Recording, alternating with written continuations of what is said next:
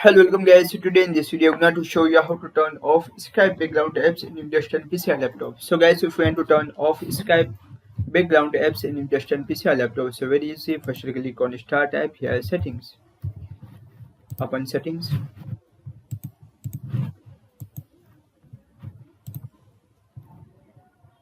Click on 5C. Scroll down. Click on background apps. Scroll down. Here option is Skype. So guys, if you want to disable or turn off, so select to off position. There is.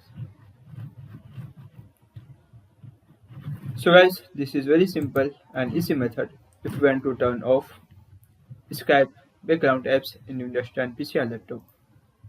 Thank you for watching this video. Please like, share and subscribe to my channel for latest update.